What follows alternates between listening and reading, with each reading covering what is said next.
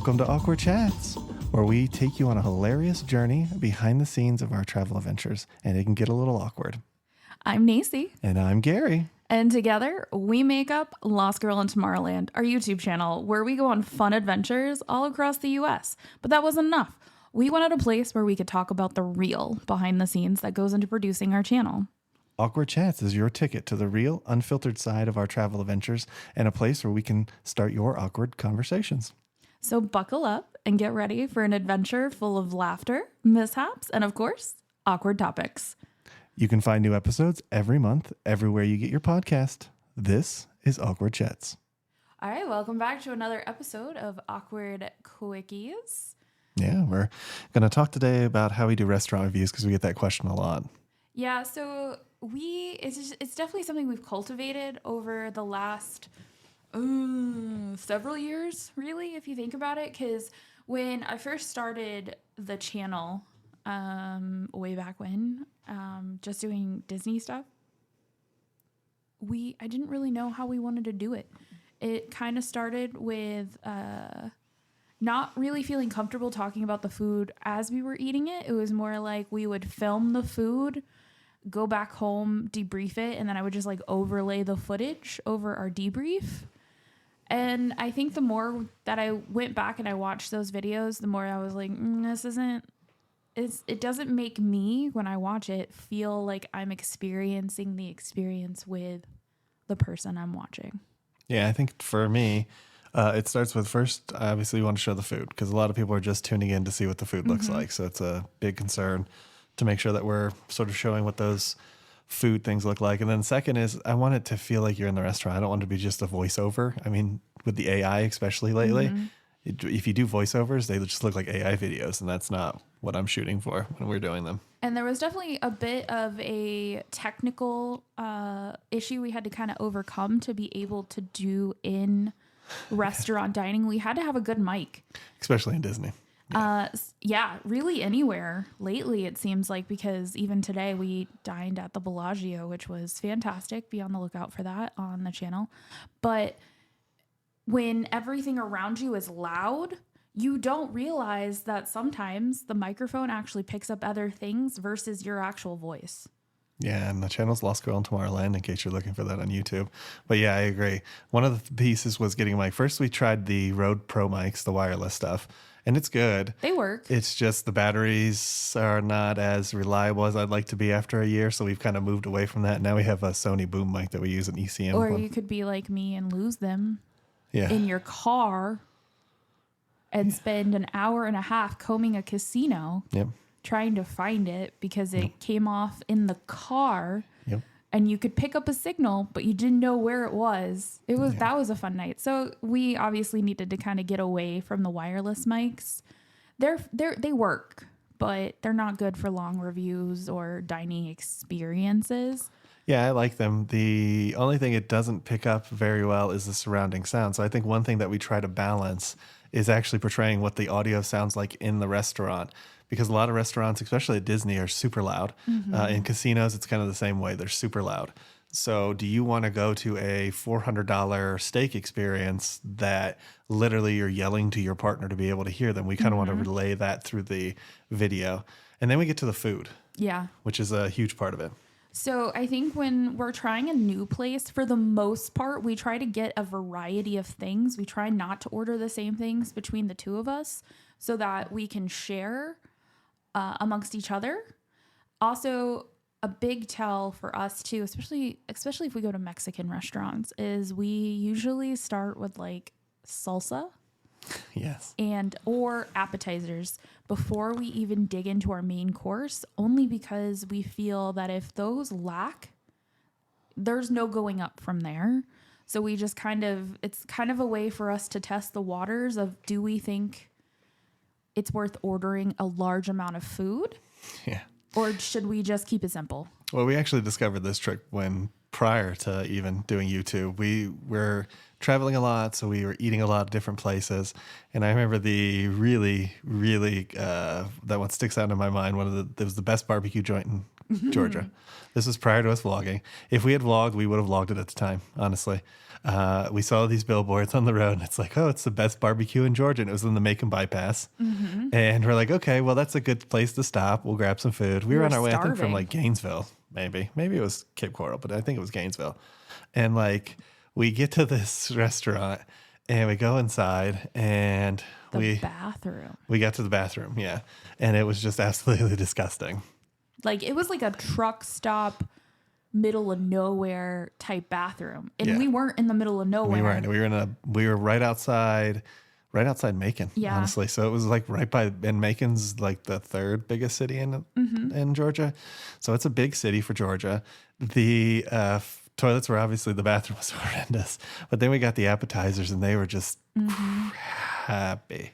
And we made the mistake of continuing to order food, which came out so quickly. Yes. It came out within like a minute, I think, after we ordered. It was literally like crock pot, heated in a heater all day, stewing kind of food. And when we left, there was like tons of ribs just sitting in the window, just being consumed by gnats and flies. So it was a bad experience. But I think I got food poisoning. I think we both got food poisoning. Yeah. And what we learned from that experience was that, one, if you walk into a place and it's dirty, definitely Walk out. be hesitant to order anything. And then the second one is order a couple things as an appetizer if you've never been to a place, even if you read the reviews online, because people are like, why didn't you read the reviews online? We did. The thing is, especially now, like Yelp and stuff is so old that there's... Pay. Well, I'm not even getting to that yet. It's so old. There's 20 years of reviews on it. It might have been good in 2001, but this is 2024. The reviews mean absolutely nothing. Yeah. And so, and if you go in there and edit it slightly, it'll update the date. So don't believe the dates. And that's how it works. And like Nacy said, the other part is that you can pay. And yeah, we just and don't they do. believe. And honestly, the last place that we looked up the reviews were so mixed that we were on the fence. And we went to the Mexican place, Diablo's Cantina. In the Luxor. And holy cow, that was some of the best Mexican food I've had on the Strip, let alone in Las Vegas. And it was pricey because we were on the Strip, but the reviews, we were going into it with, my expectations were low. I wasn't really expecting too much because we've had food in casinos that are, major casinos, and they just kind of leave little to the imagination, and they're just not very good. But that place completely blew us away. Yeah, I agree. The thing too, it's like Disney and Vegas resorts. They always have such poor food overall. And the thing is, they switch chefs so often that, it's kind of important. Like we were talking a couple days ago, the amount of restaurants we've done in Las Vegas, there's at least 4 or 5 videos on our channel of Vegas restaurants that have closed since then. And some of them are good. Like Wing King was a great restaurant when we first went there. It's closed. We literally had no idea either. We were coming back from LA, I think. Yep.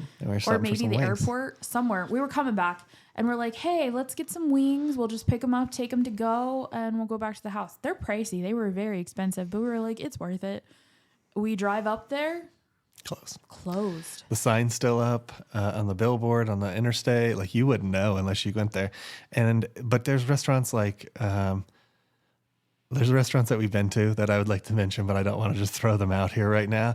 Then they're still open. It's so weird. It's been there forever. It was so bad. It had a lot of cats. If you watch our channel, you'll know which one we're talking about. It had a lot of cats. It was not a good restaurant. It smelled like my grandmother's closet with mothballs and dust. I mean, and it's still open. How? Yeah. How is it still open? That's what I don't understand. Yeah, it's a steakhouse. It's of the steakhouse variety. So that's sort of how we try to address our food reviews. Yeah. I think one of our staples is we try to be honest. Yeah. And you don't see that with a lot of vloggers. And we've had times where, so when we sit down at a restaurant, we don't call them ahead of time to be like, hey, we're going to come down there and film. We try to be as conservative as possible. Like we try not to get other people in the shots or waiters or anything like that. Because I know not everybody wants to be filmed while they're eating. I get that. But we have had times where we sit down, they see that there's a camera there, and then they give us food. We don't ask for food. It's happened at Yeah, we least don't- several yeah. different times at random places. It's weird. It's very strange because you can tell they're kind of going over the top because they see a camera, and we're just like, it's not going to change my opinion. And we do try to say that in the video if they gave us stuff, or like, hey, they gave us this for free, or they knocked this off. But we, like Gary said, we try to be as honest as we possibly can and how we really feel, because especially if you're going to a place that's going to be expensive, if it's worth it, we're going to tell you. If it's not worth your money, we don't want you to waste your money on something that we thought was lackluster. Now, if maybe the taste profile was still good, but it just wasn't for us, then we'll mention that too, because maybe it's something you would like. Like the experience was great overall, we just didn't care for the food. Yeah. Perhaps it's something that might be your taste palette, because everybody has a different taste palette. But, you know, if the food service sucks, the restaurant atmosphere, if none of that is going the way that it should, and it ended up being expensive, we're going to tell you it's probably not worth you going to check out.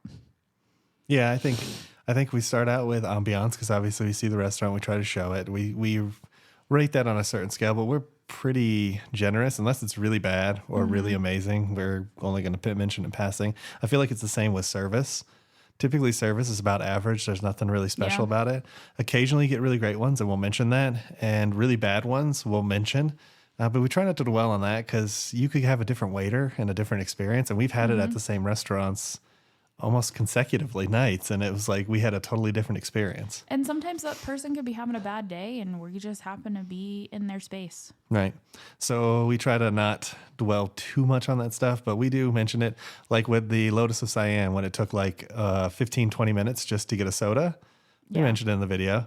Had the rest of the thing, I actually filmed it, and I was like, if this goes bad, put this in. But if this goes good, just leave it out, because it doesn't matter. And of course it went horribly, so I left it in. But, you know, so we do take scenes out sometimes too. If it's like, it's just an accident. If they recover from it or they just move on from it, we'll typically mention it in our legit final thoughts, but it won't be something that we dwell on. The food, we try to keep sort of an open opinion, because everybody has different taste, right? Yeah. So not everyone's going to be like us. But we do try to hit on, like, you know, was it cooked to the right temperature? Did it come out hot? Yeah. Like, those are key things I think that everybody wants to know when you're eating food. So, And I think it's a benefit if you've watched us for a while. We've probably eaten at a restaurant that you like, yeah. and you can see how we rate stuff. That's kind of like if you watch that Good Mythical More, the one guy loves peanut butter. So, you know, if you're watching that and he rates something high on peanut, it's like, well, he loves peanut butter. That doesn't mean it's good, you know? Exactly. So I feel like the same with us. If you've watched us long enough, you know, we like steak. Yeah. You know, we like certain things. So it's probably going to get a higher rating than usual, but we are pretty fair, I feel, in regards to the other stuff too. So if you are listening to us and you haven't watched us over on YouTube, definitely go check us out if you've got the time. And if you are somebody who has watched our videos on YouTube, we'd love to hear from you as to like what you guys think about our dining reviews. Do you think there's we're always open for feedback. Like, is there anything we're missing? Is there anything you guys want to see more of? Just in general, because that's the only way we get better, is to hear from people and hear what they want. And it's hard sometimes when you're trying to look at the analytics and you're like, okay, well, this video did good, but this video didn't do so great. Like, what did I miss? And we cover it the same way that we cover everything else. So leave us some feedback. Yeah, we're always up for like what you're looking for in the restaurant reviews. Hopefully we're showing enough of the food, we're showing enough of us, you know, those pieces are all in there and you're enjoying them. But, you know, we're always looking to improve. So if you guys enjoyed hanging out with us today, definitely consider subscribing on your preferred podcast network, Spotify, Apple, wherever you're listening to this on. We do 2 quickies a month, and then we have a main show that's more longer format.